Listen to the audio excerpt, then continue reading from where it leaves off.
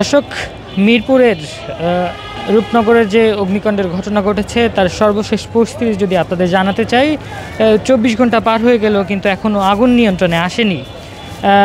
ইতিমধ্যে কিন্তু ফায়ার সার্ভিসের একটি দল, যে ইউনিট ছিল তাদের যে পোশাক ছিল সে পোশাকটি পরে কিন্তু তারা যে গোদামটি রয়েছে, রাসায়নিক গোদাম সার কারখানা, তার মেন ফটকের তালা ভেঙে তারা ভিতরে ঢোকার চেষ্টা করে, কিন্তু অতিরিক্ত ধোঁয়া এবং তাপের কারণে কিন্তু তারা সেখানে ঢুকতে পারেনি।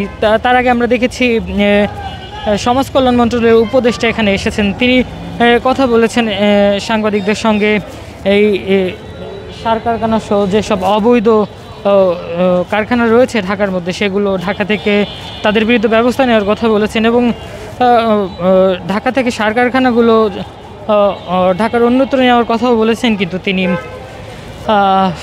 দর্শক, আমরা যদি একটু বাইরের চিত্রটি দেখানোর চেষ্টা করি, এখনও কিন্তু স্বজনরা আসছেন, যারা নিখোঁজ রয়েছে তাদের পরিবারের লোকজন এখনও আসছেন।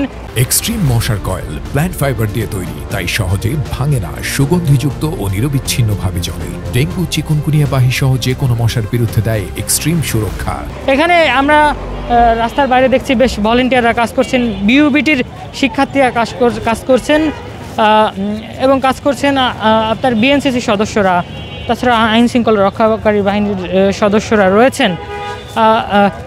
এই অগ্নিকাণ্ডের ঘটনায় যে ১৬ জন নিহত হয়েছে, এটি কিন্তু নিঃসন্দেহ আমাদের দেশের মানুষের জন্য একটি বেদনা ব্যাপার যে ১৬ জনের মতো প্রাণহানি ঘটেছে। সর্বশেষ যে পরিস্থিতি, এখনও কিন্তু আগুনের ধোঁয়া উঠছে এবং বেশ তাপ রয়েছে ভিতরে। বলা যাচ্ছে না ঠিক কতক্ষণ নাগাদ আগুনটি নিভবে এবং নিয়ন্ত্রণে আসবে। ফায়ার সার্ভিসের কর্মকর্তা যারা রয়েছেন তারা ঠিক ভিতরে ঢুকতে পারবেন।